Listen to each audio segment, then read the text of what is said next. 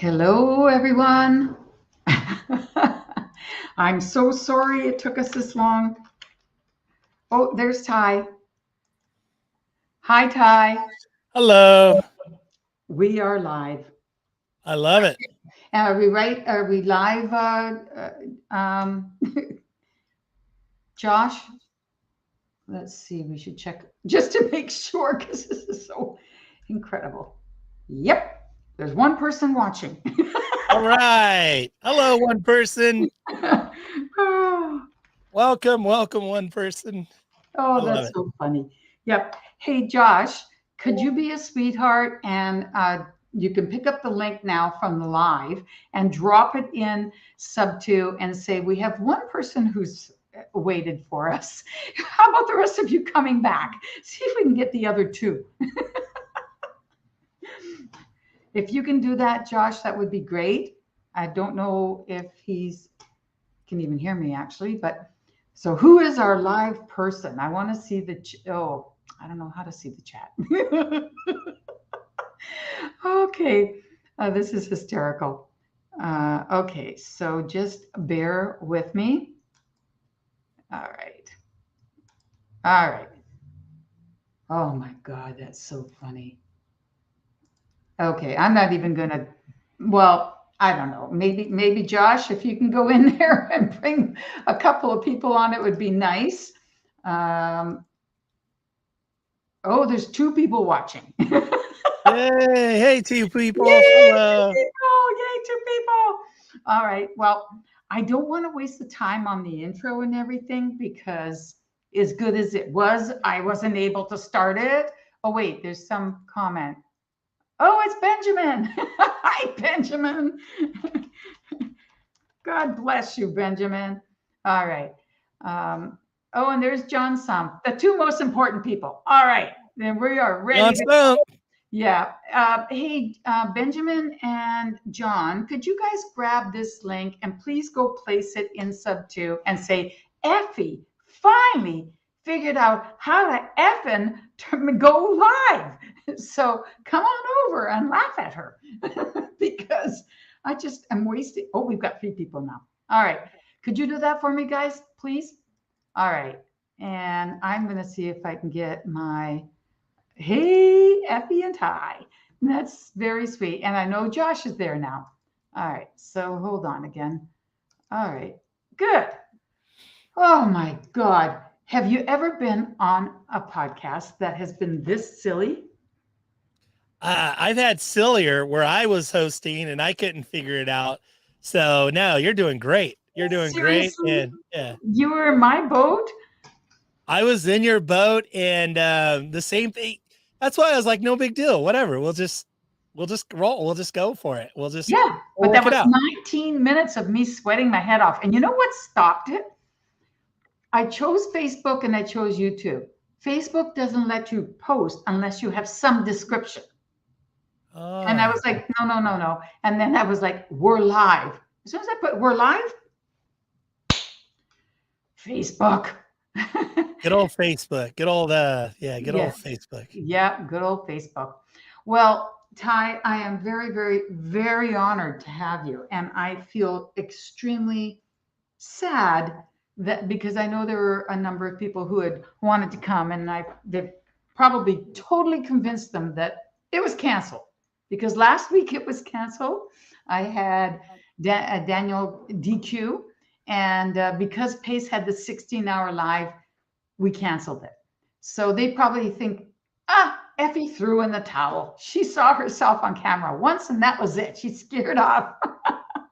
No, no, no, no. Oh, that's You're so. doing great. You're doing great. You're evolving and you're doing awesome. So great job. Now I know to pay attention to Facebook. I have to put a description in there. So thank you very, very, very much. And I know that you've been in sub two almost from the very beginning. And and you've been a broker for how long now? Yeah, I bought my first deal in 1993 and I've been licensed as a broker since 1994. I'm in California, so I have a California broker's license. I'm still very active. I do regular, represent listings and homeowners and sellers. But then, of course, I'm very active doing my own deals, doing creative deals, sub two, hybrid, seller financing, all the above. And I got to say that, Pace and you and everybody in this sub two community, it's one of the most awesome things I've seen in 30 years. It literally is. It's one of the top two or three things I've seen happen in real estate where, there really is a community vibe here. So Right. I love it. I'm honored to be a part of it. And I'm honored to, lead the Daily Dial on Tuesday mornings, and just super honored to be affiliated, associated, and be a member of this community. So, Well, you're a huge asset for us, that's for sure. And I understand, like, how did you get to know Pace? I think you knew him before Sub 2. Is that correct? yeah. Um, I, there's two guys, Carlos and Sal, Mm-hmm. and they wholesale and fix and flip and buy deals. They're in Phoenix. um Steve Trang was kind of, to me, one of the first podcasts that I thought did a really great job of talking about wholesaling and that. And then Brent Daniels, actually. So I know Sal and Carlos, really Sal more so, friends with Sal and Carlos. And Brent Daniels used to be a realtor. And so I know Brent from back in the, 15 years ago, when Brent used to be a realtor. We went to the same trainings.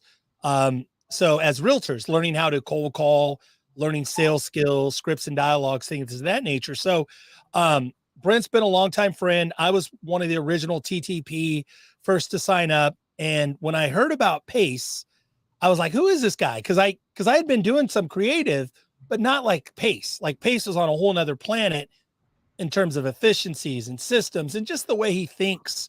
And so Brent introduced me to Pace, and I came out a couple of different times and just hung out with Pace, went to the office, did a ride along before he started the mentorship.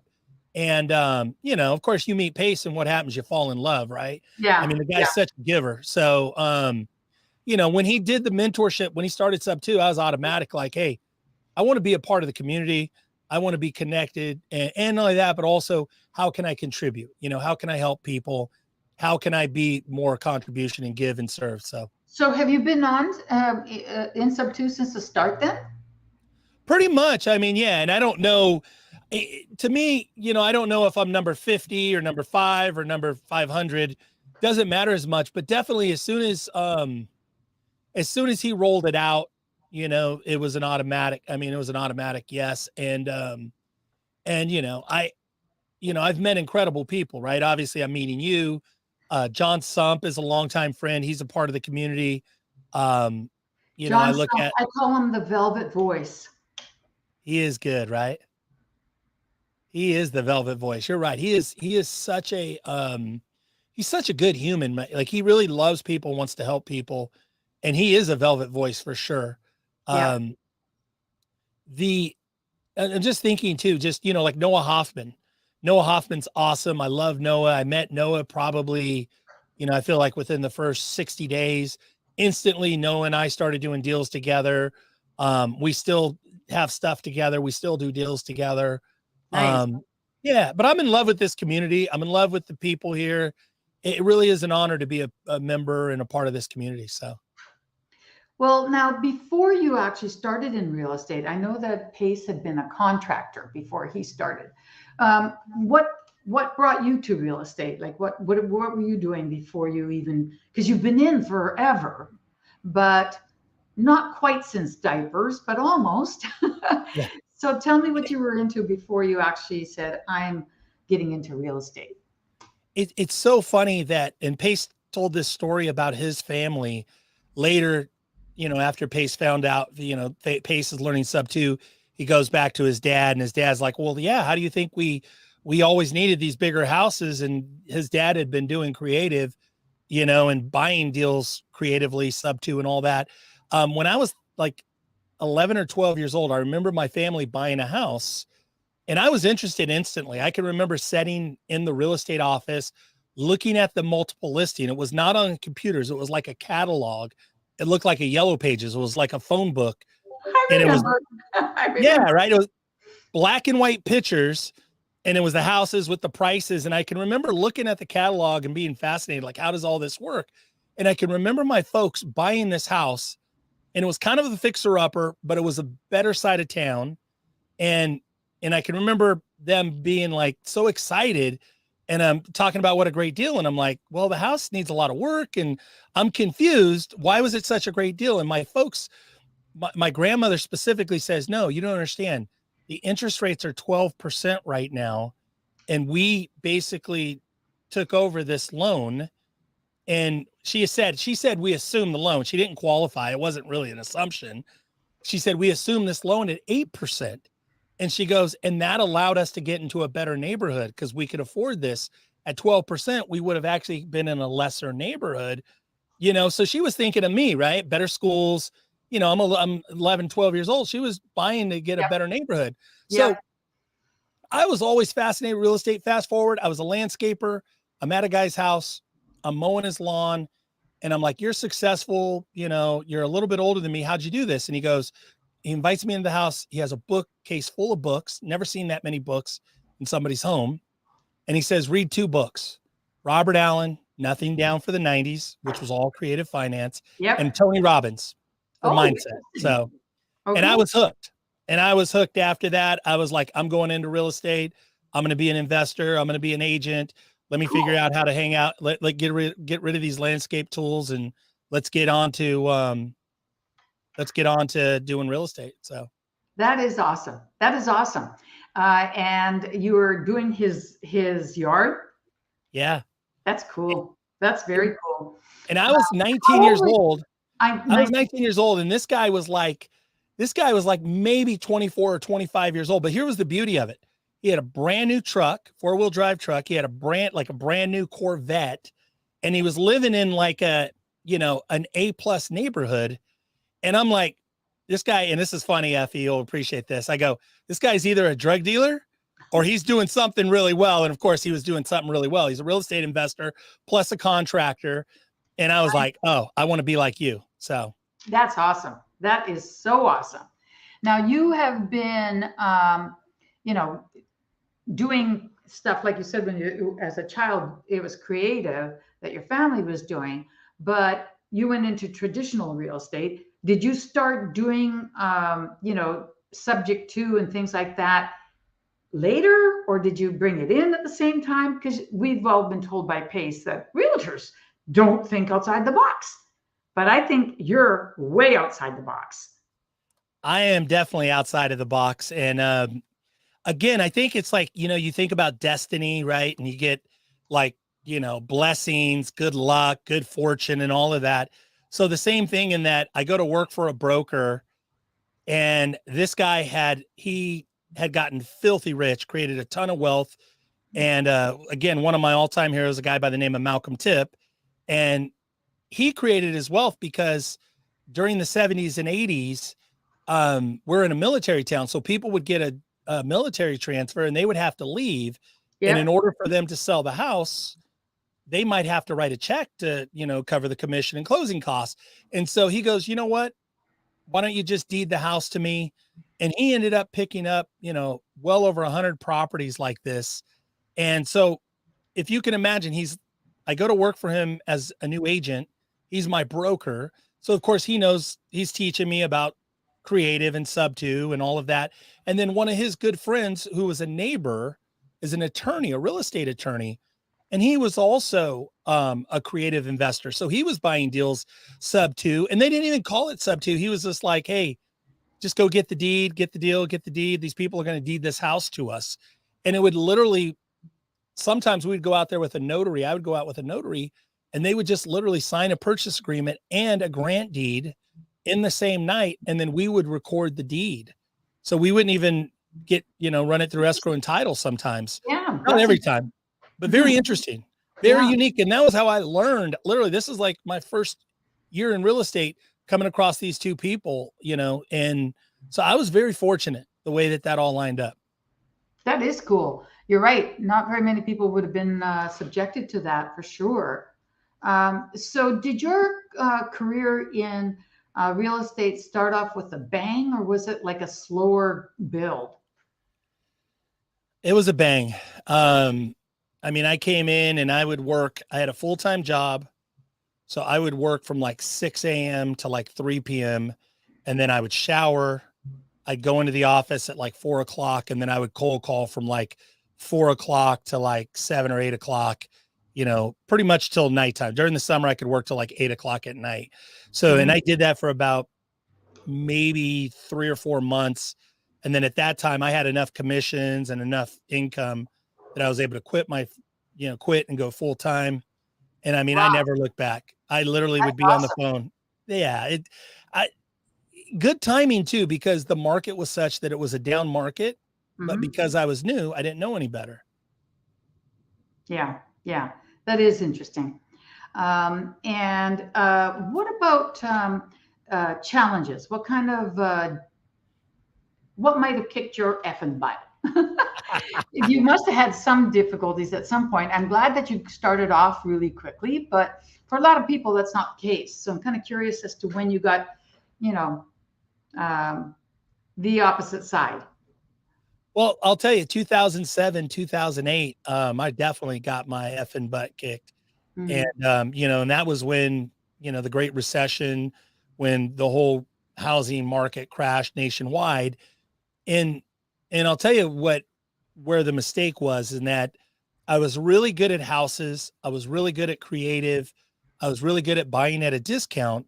But what happened was, because I wouldn't say that it came easy, but because everything just kind of always worked out well, Hmm. um, I said, "Oh, I'm going to be a developer."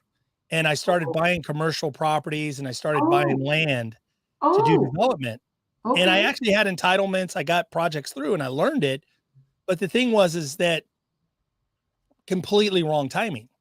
So, I lost, a lot of money in '07, '08, because I basically was outside of my tree. And what I should have done is I should have partnered up with somebody with more experience. Hmm.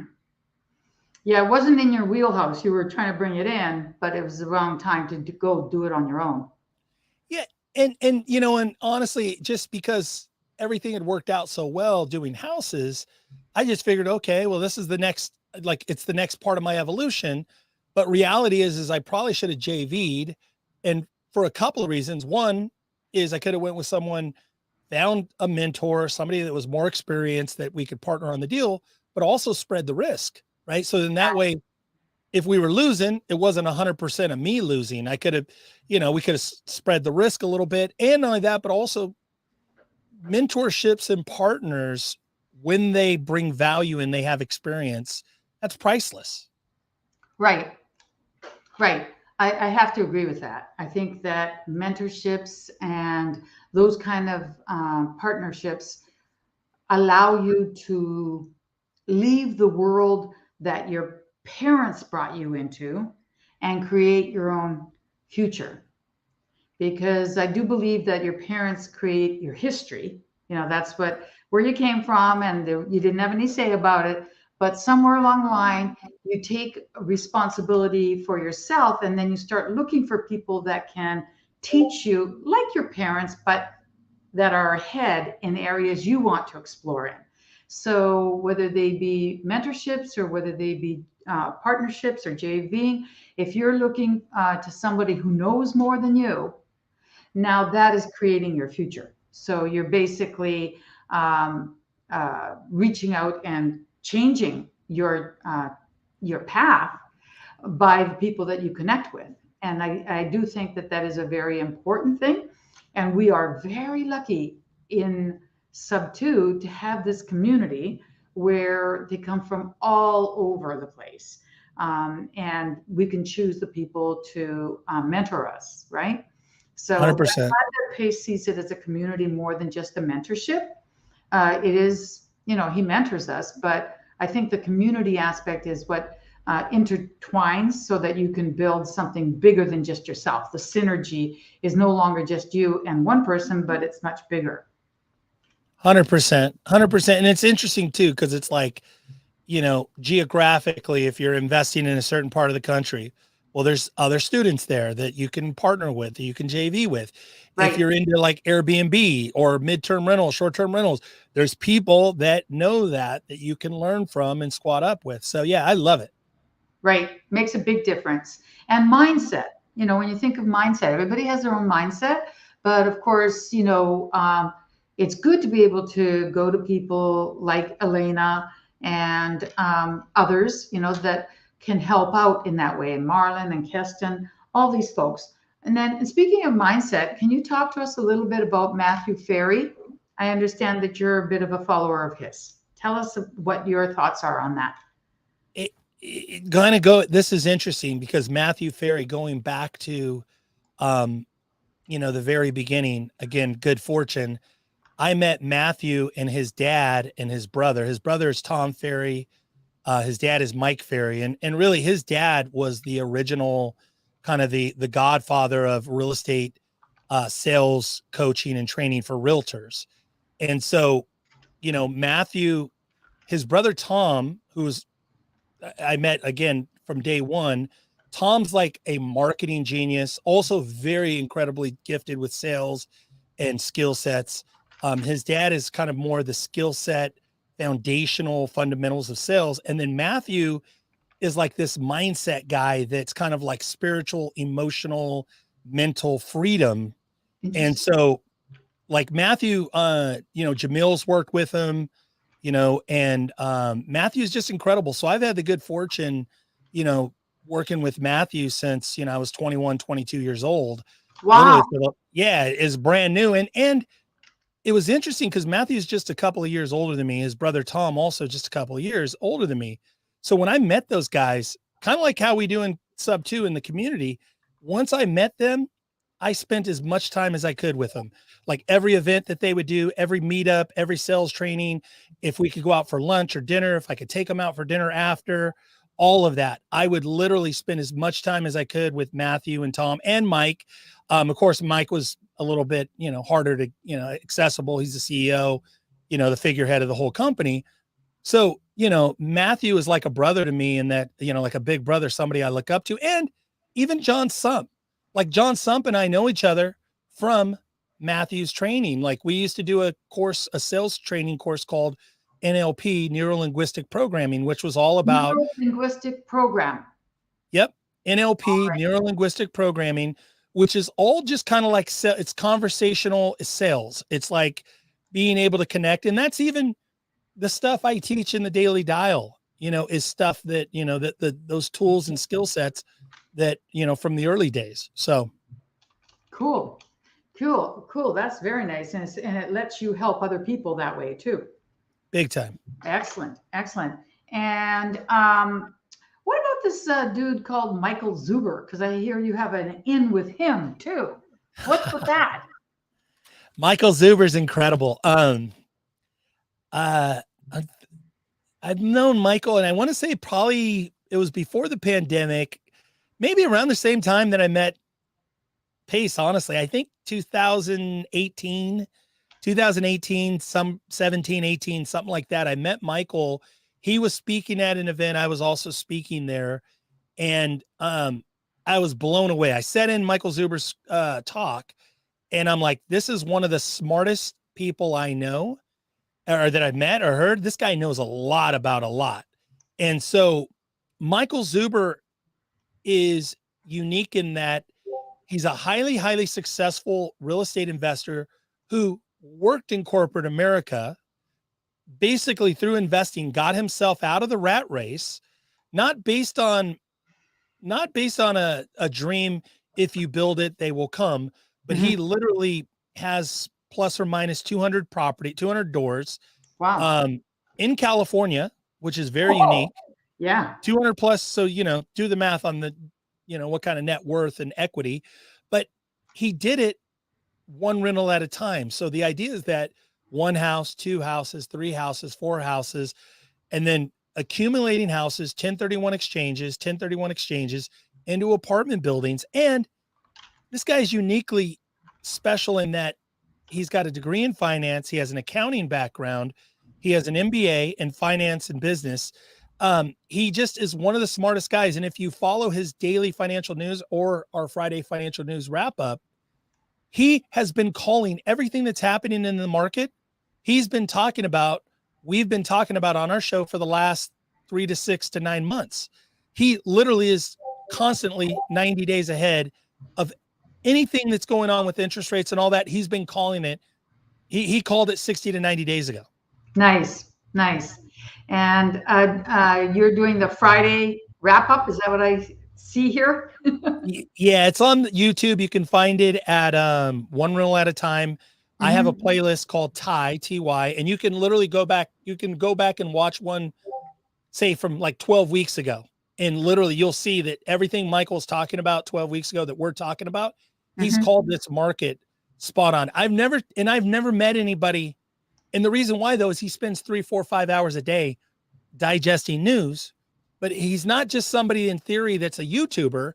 He's a guy that's managing 200 plus stores. Right. That's pretty cool. That's pretty cool. And I guess from there, you probably met a number of other people too, that are, real estate leaders and investment and mindset and the real estate side. We are so lucky in that. And I got to say, like, I've seen, I'd say more than 100 plus trainers, coaches, events.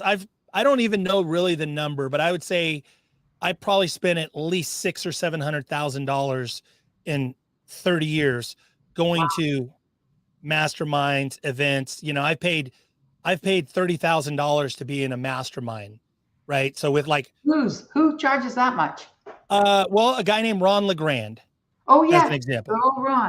Good old Ron. He was also very influential. It's like my first broker, Malcolm Tip, my partner, the real estate attorney, Steven. Those were the first two guys. And then the first real estate trainer I met that was talking about creative was Ron LeGrand. So I was in Ron's platinum mastermind, incredible. But I would say that we are so fortunate because Pace and his crew, like if you look at anybody that Pace is doing stuff with, they're all high quality people. So like Laura had a show with Michael Zuber. That also is what brought me closer to, Michael. I'm like, he's aligned with winners, right? Pace has been on a show. I look at like Jamil's incredible with everything he teaches in Astro, how to work with agents. TTP, Brent Daniels, amazing. And then just, I don't know if there's something in the water, but that Phoenix, Arizona, Steve Trang, like, I don't know, there's that Phoenix metro area. They've got some incredibly smart leaders, people that are in that marketplace, friends of Pace's that are just really good people that are go-givers, but that are teaching high level content. So. Right. I think a combination of the creativity and the belief in giving back and supporting people. It definitely is acting like a magnet there. So that's for sure. And I know that you are also an accountability leader, aren't you, for NorCal? I am an unofficial. Vince Lanza leads NorCal, although from day one, Vince and I have always, we've co-hosted. He does about 60% of the calls, 70% of the calls. I fill in on days when he's traveling or whatnot. I take tremendous pride in what we're doing in NorCal. And I got to say that Vince has done an incredible job of, organizing, having the weekly calls. I feel like I help fill in the gaps of, just being available, helping people with deals, putting deals together. I do the daily dial. But I'm really proud of our NorCal group. We've got a good family here. Noah Hoffman, also a great leader in NorCal. John Sump, a great leader in NorCal. I don't know. There's a gentleman that's in San Jose. He's been doing meetups. He does a great job. There's a group out of Sacramento. John Sump's been doing, he and I have done some stuff together, meetups. So we got a great NorCal group. I always thought of Uncle Anza as Southern Cal. I didn't realize he also did the NorCal part. Okay. Yeah. He, he's in there, and again, I think, he helps organize and he does a Wednesday call, and it's, and it's, it's consistent. So, that's one of the things that matters. But yeah, California, great leaders in SoCal. You Yeah. got Richard Knowles. Yeah. Um, Yeah. you got Gary. Gary's there. He's a real estate broker. I know he helps people. I can't Yeah. pronounce his last Very name. knowledgeable. Great TC too. Yeah, he has a TC service. Mhm, mhm. Mitch Roy. Mitch Roy's incredible. Yeah. Yeah, those are really we got a great community in California for sure. Where are you in California? I have an office in Walnut Creek. Oh, you're in Walnut Creek. Okay. Yeah, and then also in Fairfield. And so we're Okay. pretty much the East Bay. We do stuff all over the Bay Area, but we're in the East Bay, Yeah. and then we also love the Central Valley. So I had lived in Davis for what, about 14 years altogether. oh yeah. So I actually grew up in Vallejo and Oh then yeah. lived most of my adult life in Fairfield. I have a nephew from Vacaville who's a Mhm. freshman at UC Davis. So Cool. Cool. yeah. Yeah, Derek Barton has connections with Vacaville too. Oh Uh, yeah. his in-law, is it his in-laws or his own parents? One set of the grandparents lived there. So I'm Very like, nice. Vacaville. Yes, I remember every shop. Where are you now, Effie? I am in an empty house, which has very little because I'm just moving. I'm in Chicagoland. Oh wow. Yeah, not Yeah. California. Anyhow, and I'm here because of my grandbaby. So I said, okay, I'll give up my life. I'll give up 1 year to 2 years, and then I'm back to California. I love California. So I'll be returning back to California, but I'm here to help with, my daughter getting her footing and to get the grandbaby going. And then I've decided, as much as I like Northern California, I want to go to Monterey County. Beautiful. Best weather ever. I know. Yep. So before long, I'll be like, Ty, I know you don't work down there necessarily, but here's my buy box. I love it. I love it. That's a great area. Yeah, for sure, for sure. So I know the area that you're in, and it's nice. There's a lot of business there, and it's beautiful. It's Yeah. beautiful. So no complaints about all that. Um, I wanted to ask you, for the people who have been in sub two for a while, let's say anywhere from 9 months to a year and a half to whatever, and haven't gotten their first deal, what advice do you give them, or what do you say? Well, I would say that number one, um, stay consistent with your effort, stay consistent with your activity. Um, a big thing that we talk about on Tuesdays, the daily dial, when I'm leading the daily dial on Tuesdays, is that really knowing the difference between working on the business versus working in the business, and that when we're on Zooms and we're training, that's necessary. But really know, okay, are you spending 3 hours a week? Are you spending 8 hours a week, 10 hours a week? How much time are you spending on Zooms on the business learning? But then also, how much time are you spending working in the business, meaning texting agents or calling agents or, calling wholesalers looking for deals or direct to seller, cold calling, texting, um, posting ads, doing marketing, you know, communicating and chatting in the Facebook groups, not just blindly, but specifically out there looking to add value, looking for opportunities. So, and then I'd also say just be patient because something I forgot about. I was 19 when I started and I got interested, really, really interested and locked in, but I didn't do my first deal until I was 21. So I had 2 years of learning and I forgot about that. I thought, oh, I just started and I committed but no, that wasn't the case. And it wasn't, you got to remember it was 1990, it was 1991. So there wasn't internet and Facebook groups, but even then I was going to the library, checking out books. I was going to a, $25 Saturday morning meetup, maybe once every 3, 4, 5, 6 months when I would see it in the newspaper, right? They would literally be in the newspaper Right. seminar, right? And I would I go to remember. yeah, so I would go to those things. Um, and even then, so like, I had my learning process too. I didn't get my first really, I was a student for 2 years before I did my first deal. I How forgot did about you that. support yourself during that time? Say it again. How did you support yourself during that time? I was a landscaper and I had a full-time job. And I was lucky, I was still living at home with my grandmother and I was saving, I was helping her out, paying the mortgage on her house. Plus, I was saving every month, $1,000, $2,000. Like I literally, when I moved out of my grandmother's house, I already had 3 properties. I already had Wow. 3 properties and literally bought a sub-2 deal that, Mhm, like my third or fourth sub-2 deal where I was moving into it. And mhm. I had money saved because I wasn't frivolous with my money. I literally was a good saver and had good credit. And I just, I got lucky. I was able to do a lot of the right things.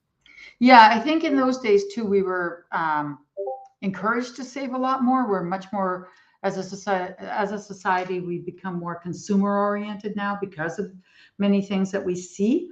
Yep. So yeah, I totally get it. It's nice that your grandma supported you while you still had one, two, three houses.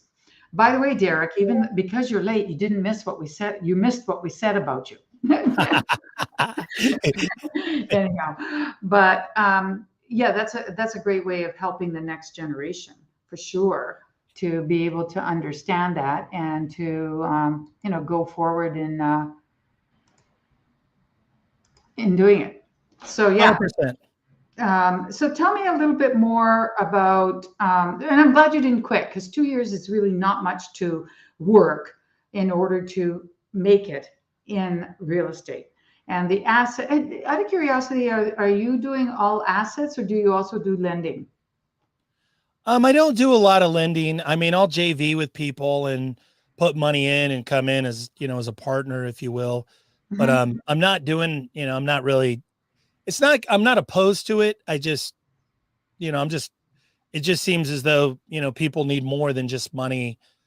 So I'm coming in and helping put deals together, also bringing money to the table, or even, surprisingly too, even doing a lot of disposition. If somebody has a deal or they're close on a deal, they've got a lead, being able to get on the phone with the lead, get it in contract, but also do the disposition as well and split the deal with people when we squat up. So, Yeah. and then John and I are actually, it's interesting because John and I have we've done a lot of deals together recently and have been squatting up, but then we're also going with other people where they bring a lead. John and I will work together with them to not only just get it under contract, underwrite the deal, but also help with the disposition and funding or whatever's needed. So That's really good. That's really good. And that's a question that I wonder for our audience.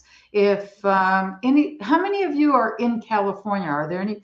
Now, it was my fault. I didn't know how to start the program, and we started way late, and everybody left except for Derek, who was late, and he just came late.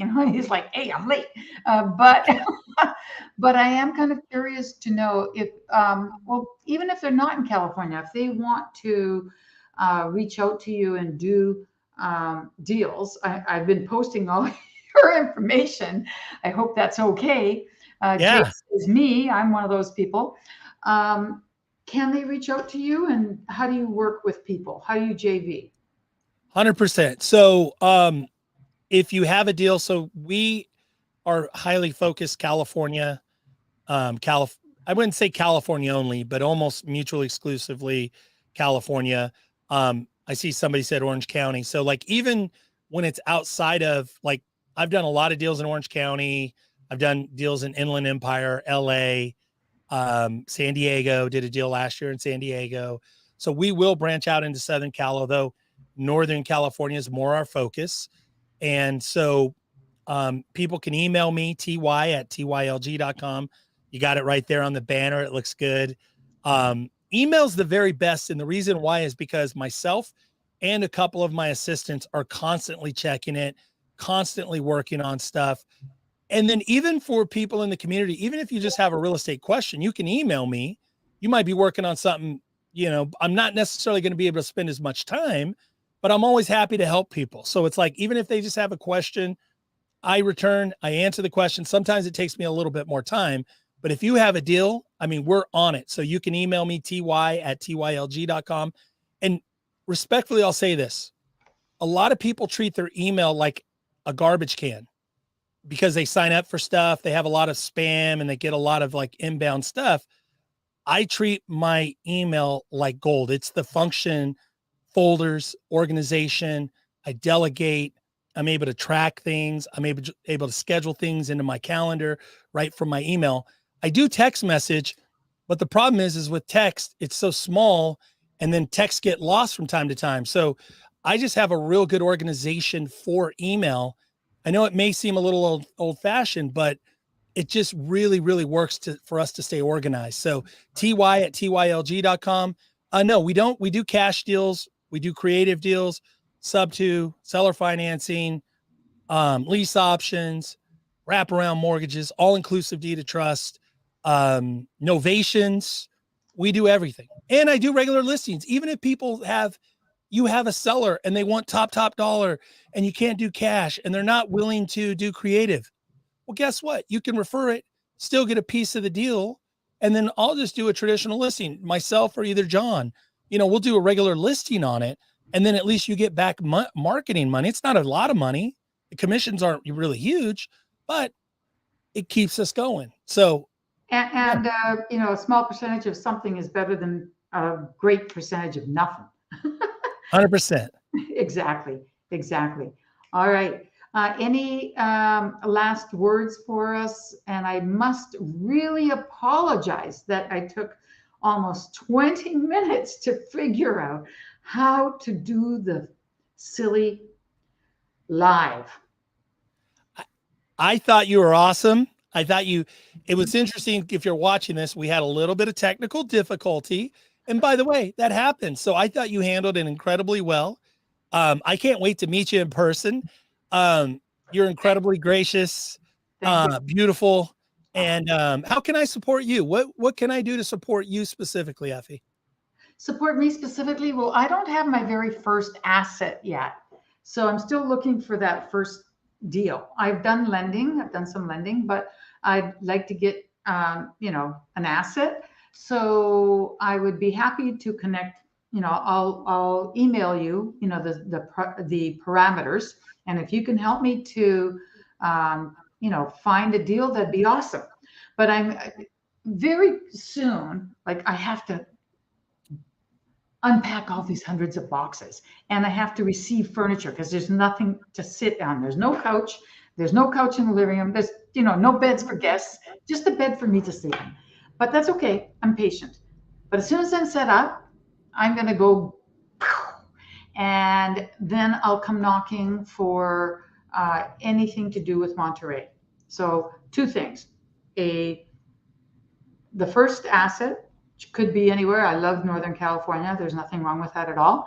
And as soon as I'm set up and going, I'll want to get going with Monterey County because I I know love it. finding the right place will take time. So, and I have to give the message to my daughter and my son-in-law that I am going, Uh, at some point. So that's how you could.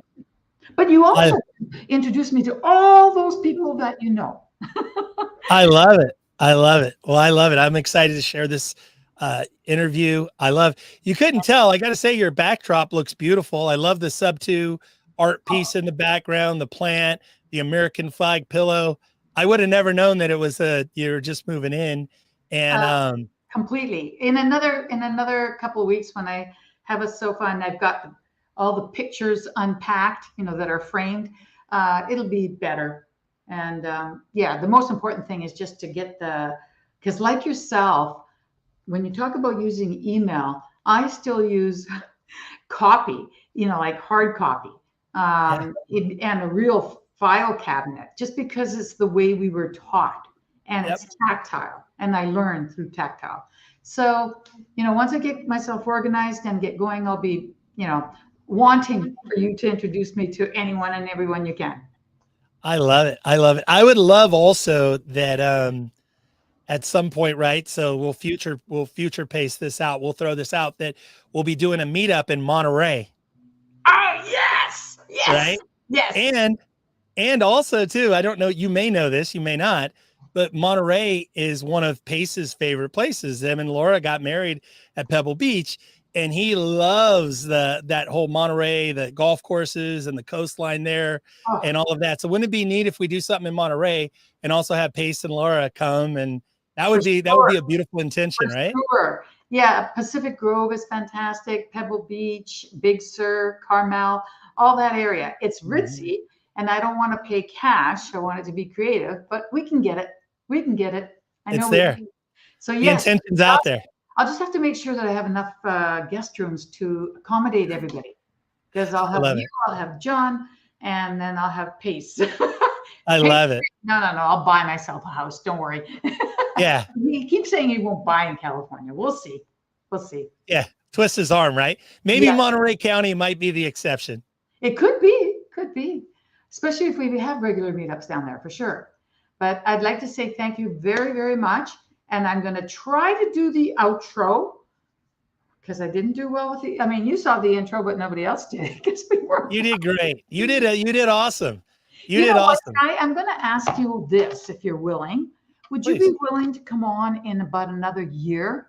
Let's have it like an anniversary so we can see that I finally got my first deal. You, I will come on in a year, but I'm also willing to come on in 2 or 3 weeks, or you get somebody that cancels, whatever. If I'm available, I'm available for you. So you just reach out and give me as much heads up notice. And if my calendar's clear, I'm in for you. So whatever you need. Okay. You're such a love. Thank you so much. Thank you, but everyone, could you please thank Ty for us in the chat? Or what does Pace say? Throw some effing fire down there, guys. I don't know. I have to keep working on my Oh, press. you're great. Okay, I'm going to try to play the outro and then we'll see everybody next week. I won't waste 20 minutes trying to find how to go live. You're Thank you, great. Ty. Thank Thank you. you. Bye-bye. Bye.